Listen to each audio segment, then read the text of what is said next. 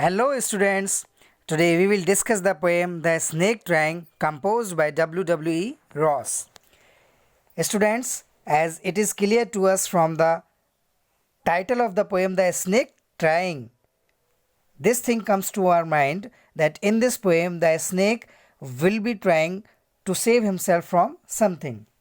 Students, जैसा कि poem का टाइटल है द स्नेक ट्राइंग, तो इससे हमें ये पता चल गया होगा कि शायद इस पोएम में स्नेक जो है वो खुद को किसी चीज़ से बचाने की कोशिश कर रहा है या कुछ करने की कोशिश कर रहा है.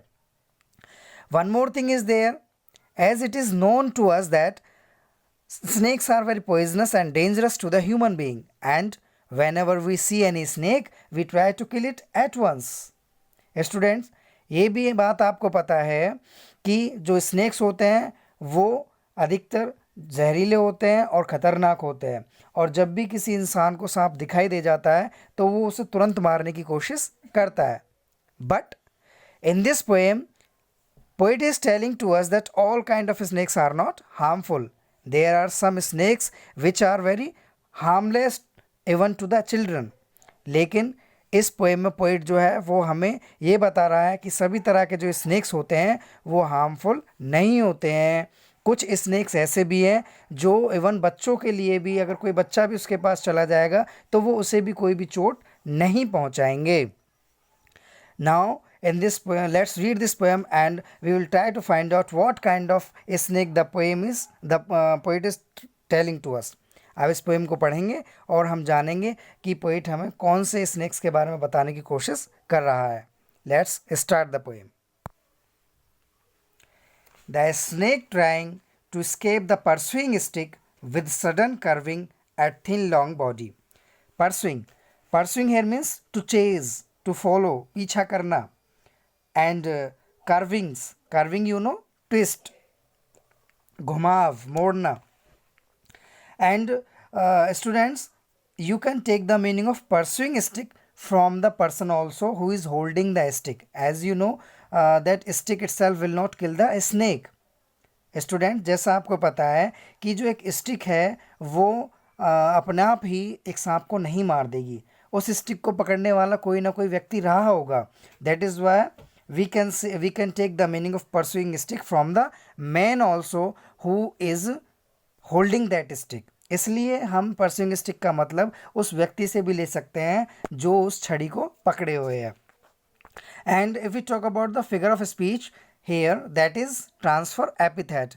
The poet has used here transfer epithet. Students, transfer epithet is a figure of speech in which any adjective is used before a noun and it gives the sense of some other thing. Student, transfer epithet जो होती है वो एक ऐसी figure of speech होती है जिसमें एक नाउन से पहले एडजेक्टिव लगा हुआ होता है और वो किसी दूसरे पर्सन को रेफ़र करती है. जैसे यहाँ पे आप देखेंगे pursuing stick. Pursuing is an adjective here and stick is a noun. यहाँ पे जो परसुइंग है वो एक एडजेक्टिव है और आपका स्टिक जो है वो एक नाउन है. तो इसलिए, और ये किसके लिए रेफ़र किया गया है? उस व्यक्ति के लिए जो उस छड़ी को पकड़े हुए हैं. तो इसलिए हम कह सकते हैं it is the use of transfer epithet. Now just come back to the explanation.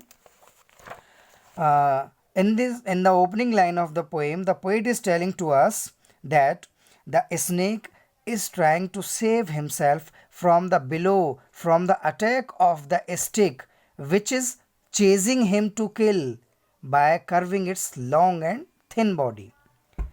तो शुरुआत की लाइन में पोइट हमें ये बता रहा है कि जो सांप है वो अपने लंबे और पतले शरीर को मोड़ता हुआ उस छड़ी से बचने की कोशिश कर रहा है जो उसे मारने के लिए सांप का पीछा कर रही है.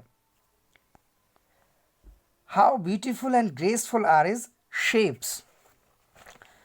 As you know students, whenever a snake moves on the ground he just produces some shapes like his own body. आपको पता है स्टूडेंट कि जब एक सांप ज़मीन पे क्रॉल करता है, रेंगता है, तो वो अपने जैसी एक शेप बनाता हुआ चला जाता है. सो द शेम से poet is talking about here. यहाँ पे पोइट उसी शेप की बात कर रहा है.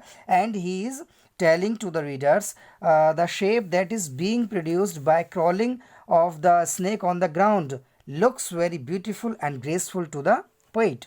पोइट वही बता रहा है कि जमीन पर रेंग कर सांप जो आकृति बनाता है वो पोइट को बहुत ही सुंदर लग रही है. He glides through the water away from the stroke. Glides here means moves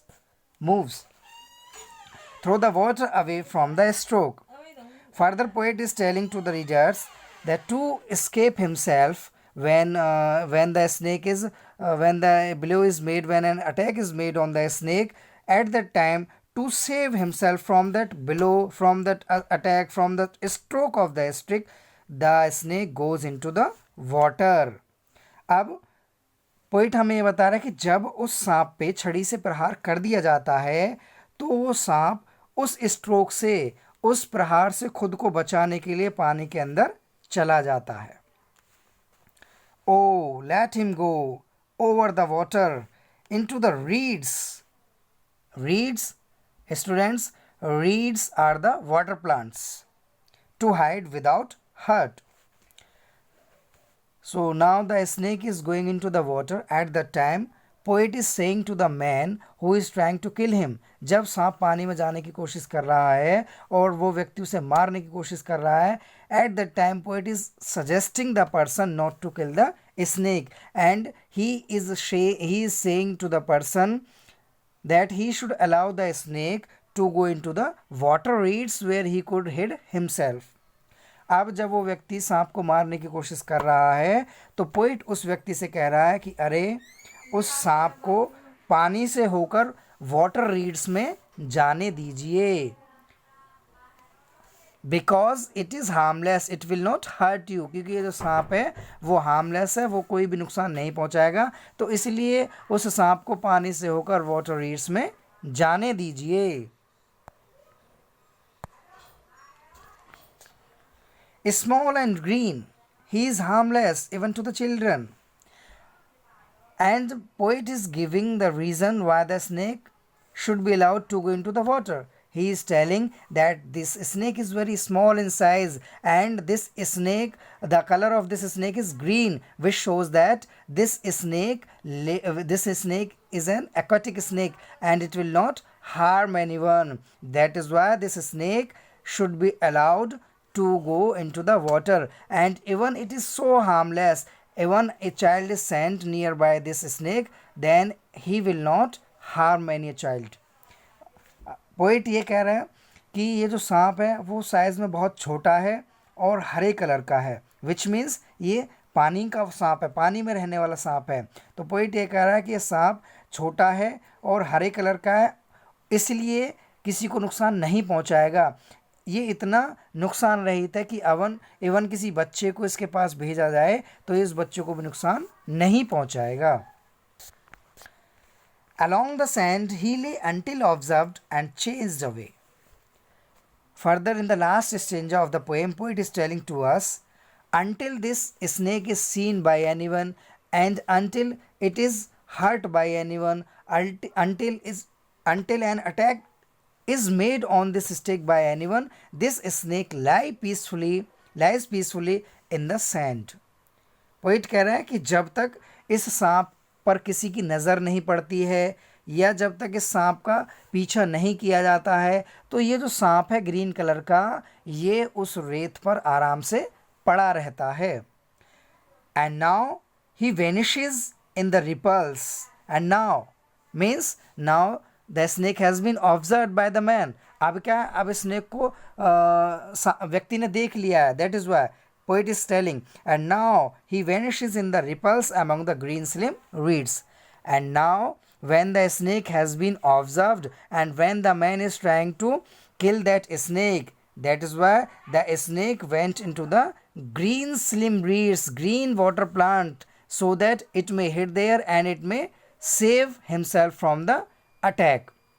अब पोइट कह रहा है कि अब इस सांप को देख लिया गया है, तो सांप को देखने के बाद वो व्यक्ति उस सांप को मारने की कोशिश कर रहा है, तो उस प्रहार से बचने के लिए सांप जो है उन ग्रीन वाटर रीड्स में जाकर छिप गया है.